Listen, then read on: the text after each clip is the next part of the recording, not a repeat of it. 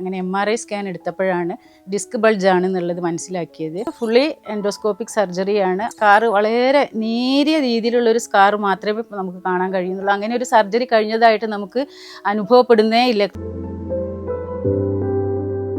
എൻ്റെ പേര് ആബിദ. ഞാൻ വെട്ടം AHMH സ്കൂളിലെ അധ്യാപികയാണ്. എൻ്റെ മോളുടെ കാര്യം പറയുന്നതിന് വേണ്ടിയിട്ടാണ് ഞാനിവിടെ ഇരിക്കുന്നത്. എൻ്റെ മോള് BSc നഴ്സിങ്ങിന് പഠിക്കുന്ന സമയത്താണ് അവൾക്കൊരു സിവിയർ ആയിട്ടുള്ള ഒരു ബാക്ക് പെയിൻ വന്നിട്ടുള്ളത്. അപ്പോൾ എക്സ്റേ എടുത്തപ്പോൾ അതിൽ കാര്യമായിട്ടുള്ള എന്താണ് കാരണം എന്നുള്ളതൊന്നും കണ്ടില്ല. അങ്ങനെ MRI സ്കാൻ എടുത്തപ്പോഴാണ് ഡിസ്ക് ബൾജാണ് എന്നുള്ളത് മനസ്സിലാക്കിയത്.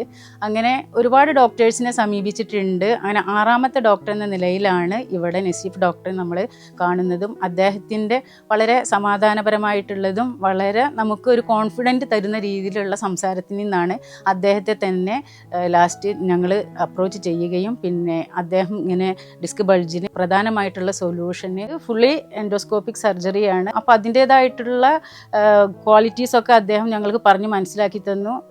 അതിന് കഴിഞ്ഞിട്ടുണ്ടെങ്കിൽ തന്നെ അതിൻ്റെ സ്കാർ വളരെ നേരിയ രീതിയിലുള്ളൊരു സ്കാർ മാത്രമേ നമുക്ക് കാണാൻ കഴിയുന്നുള്ളൂ. അങ്ങനെ ഒരു സർജറി കഴിഞ്ഞതായിട്ട് നമുക്ക് അനുഭവപ്പെടുന്നേ ഇല്ല, കാണുന്നേ ഇല്ല. അവളുടെ ദേഹം കണ്ടിട്ടുണ്ടെങ്കിൽ BSc നഴ്സിംഗ് കഴിഞ്ഞ കുട്ടിയാണ്. അപ്പോൾ അടുത്ത് തന്നെ അവൾക്ക് ജോലിയിൽ കയറാമെന്നുള്ളൊരു ഉറപ്പും തന്നിട്ടുണ്ട്.